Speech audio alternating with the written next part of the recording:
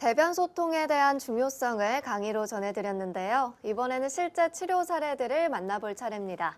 박사님, 첫 번째 사례부터 소개해 주시죠. 네. 피부 알레르기가 굉장히 심해서 응급실을 13번이나 갔다고 합니다. 얼마나 심하면 응급실을 13번이나 갔을까요? 상상이 잘 안 되는데요. 응급실을 일반적으로 잘 가지 않지 않습니까? 네. 근데 죽겠을 때 사실 응급 상황이 있을 때 가는 거 아니에요? 네. 근데 알레르기 피부가 어느 정도 심하냐면 이 피부만 붓는 게 아니라 목 안까지 부어서 숨이 안 쉬어지는 거예요. 이거 기절해 버리는 거예요. 숨이 안 쉬어지니까.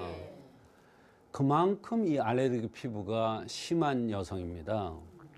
근데 우리가 알레르기 피부 하면은 피부를 다스리지 누가 대변을 소통시켜 주니까 알레르기가 피부가 낫는다 이렇게 생각하는 사람이 어디 있겠어요. 네. 근데 이 여성이 바로 그렇게 오랫동안 알레르기 피부로 고생을 했는데 대변을 소통시켜 주니까 독기를 빼주니까 알레르기 증상이 싹 없어지고 응급실을 그 이후에는 한 번도 가지 않았다는 그러한 여성이 있었는데요. 네. 이 여성은 전신 피부가 심하게 부풀어 올라요. 눈, 코, 입기 다 부풀어 올라요. 목구멍까지 부풀어 오르는 거예요. 그렇게 해서 숨이 안 쉬어지고 기절을 하면 응급실을 갔던 것이 13번을 갔던 겁니다. 근데 검사를 다 해보고 조직 검사도 해보고 했는데 원인이 안 나오죠. 그런데 이 여성이 안 되니까 이제 부모가 데리고 왔어요. 왔는데 들어올 때 보니까 화가 잔뜩 났더라고요. 왜 그러냐면 그렇게 큰 병원들, 그렇게 큰 응급실에 가서 안 났는데 한의학으로 이게 낫느냐 이런 얘기예요. 그 다음에 두 번째 진료를 하러 올 때요. 혼자 왔더라고요. 아주 생글생글 웃으면서 그렇게 이뻐졌어. 한 제 먹고 어떻게 이렇게 이뻐졌을까 이럴 정도로 그만큼 대변으로 독기가 안 빠져나가는 게 굉장히 중요한 겁니다. 이 여성한테 대변 소통시키는 약을 해줬지 두드러기를 낫게 해주는 약을 쓰지 않았다 했더니 깜짝 놀라는 거예요. 자기가 13번 응급실을 갔다가 입원했다가 응급실을 갔다 입원했다 이랬는데 한 번도 대변에 대해서 자기가 대변이 그렇게 평생 부푸는 좋지 않았는데 그거를 물어본 적이 없다는 거예요. 이게 바로 한의학입니다. 한의학이 이렇게 신기한 게 아니라 원칙을 중요시 여기는 학문입니다. 한의학에는 이런 이론이 있습니다. 대변이 소통이 안 되고 소변에 이상이 있으면 그것을 우선적으로 봐줘야 된다. 왜? 대변 소변 문제가 인체의 전반적인 소통의 문제이기 때문에 그것이 소통이 안 되면 하수도가 막힌 거와 마찬가지이기 때문에 그걸 우선적으로 봐주라고 했는데 그 원칙을 적용해서 좋은 사례가 있었던 그런 경우가 되겠습니다. 네, 대변을 소통시켜주니까 두드러기까지 치료된 사례였네요. 그렇습니다. 대변 소통이 그만큼 중요합니다. 근데 이제 여기서 대변 소통이라고 그랬어요. 그럼 대변 소통이면 설사시키는 약 쓰면 되는 거 아니냐? 아닙니다. 대변이 소통이 안 되는 원인이 있습니다. 또 대변이 소통이 안 되는 체질이 있습니다. 체질을 정확하게 알고 원인을 정확하게 알아서 맥을 정확하게 보고 또 호소하는 증상을 알아서 그거에 적당한 치료법이 구사돼야 됩니다. 그렇게 해서 대변이 잘 나오고 대변으로 독기가 빠져나가야 오장육부가 원활하게 소통돼서 전신에 불편했던 것이 하나하나 해결이 되는 겁니다. 이 여성은 이런 과정을 통해서 그렇게 심했던 알레르기 증상이 치료가 된 것입니다.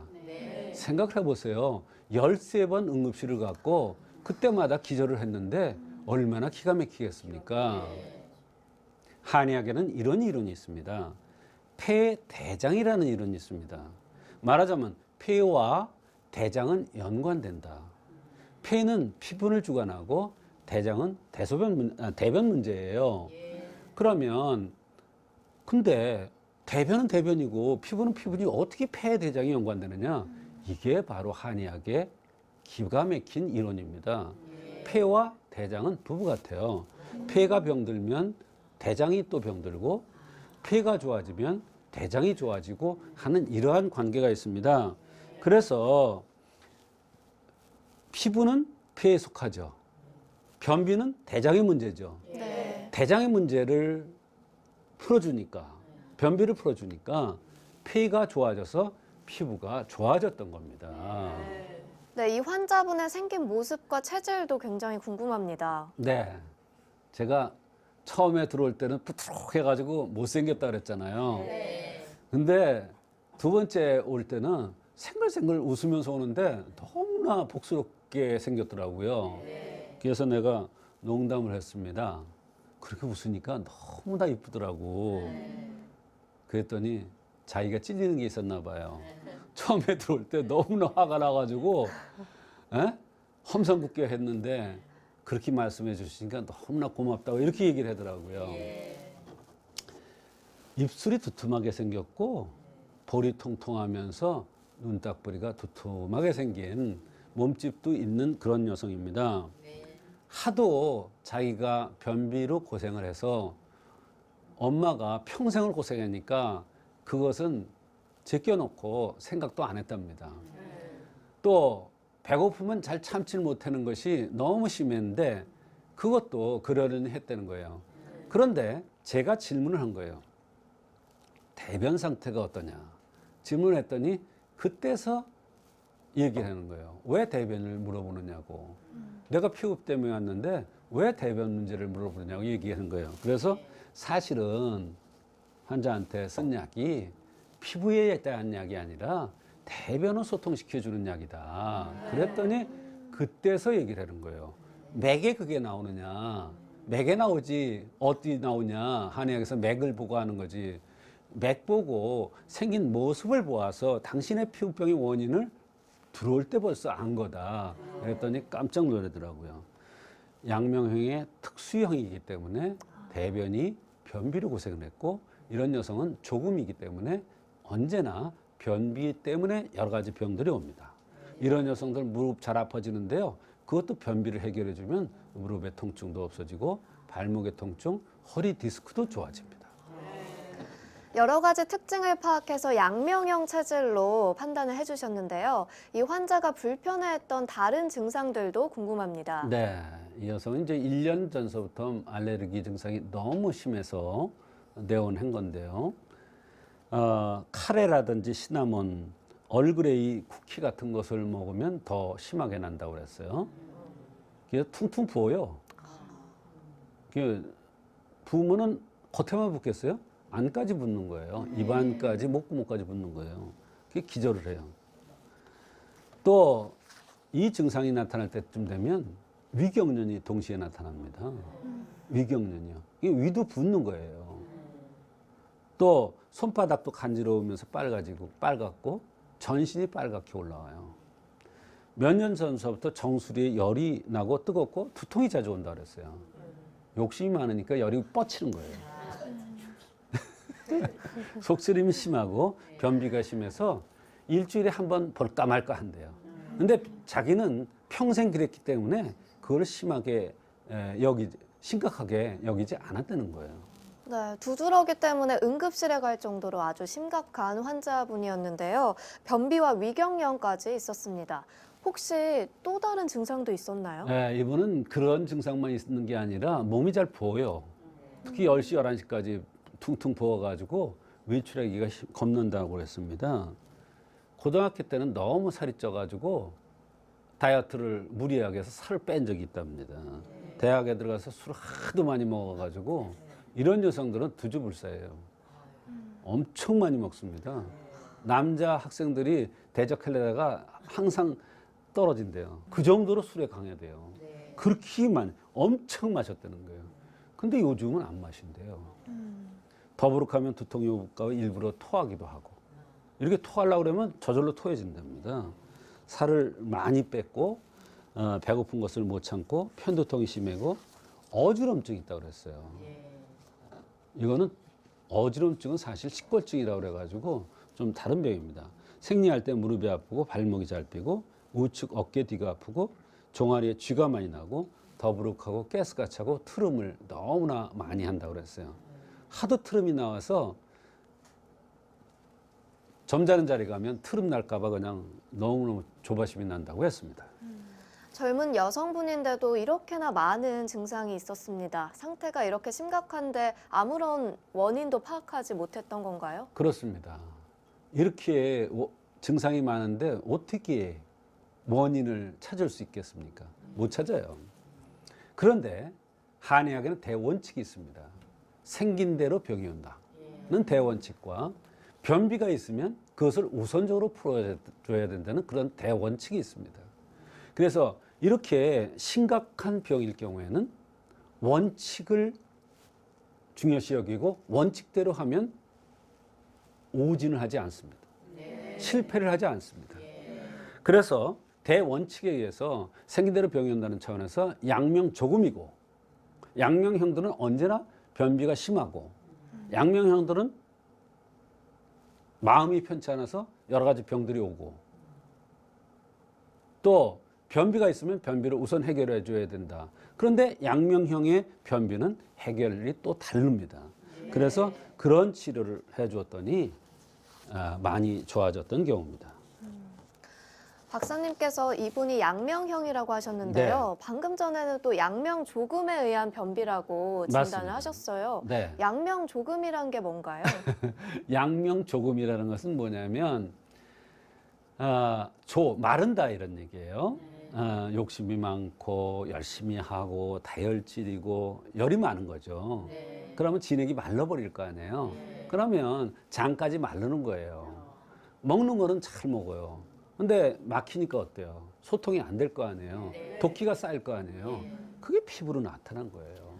열이 나고요. 배고프면 못 참으니까 많이 먹어요.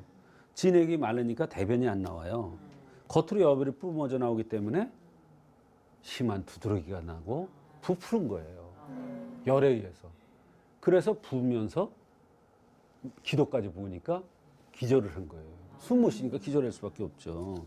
그래서 이럴 때는 이렇게 양명조금이라는 것을 알고 그거에 맞는 변비 치료제를 써야지 그냥 대변 소통시키는 이런 변비 치료제를 쓰면 안 됩니다. 그래서 이럴 경우에는 보면 설사시키는 약도 있고 여러 가지가 있습니다만 양명에 맞는 약을 써야 대변도 풀리고 여러 가지 불편한 증상도 좋아지면서 열이 없어져서 심한 알레르기, 두드러기 증상도 좋아질 수가 있는 것입니다. 아까 이석증으로 쓰러진 적도 있다고 했는데요. 이것도 대변 소통이 잘 안 돼서 나타나는 건가요? 그거는 좀 다릅니다.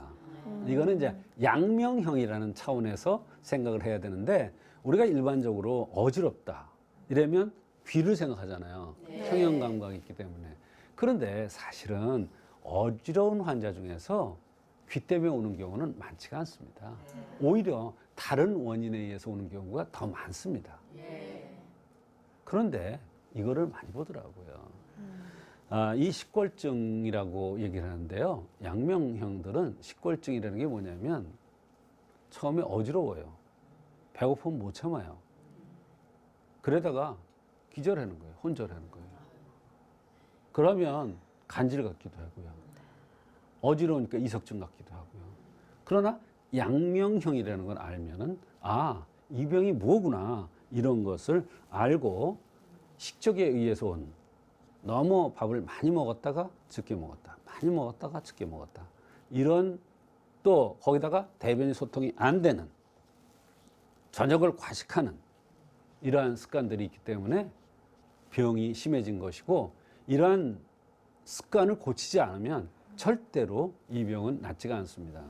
그래서 이분한테는 생활 습관의 개선이 필요한데요. 제일 중요한 것은 저녁을 과식을 하면 안 됩니다. 음주를 절대로 하면 안 됩니다. 식후에는 반드시 300보 이상을 걸어야 됩니다.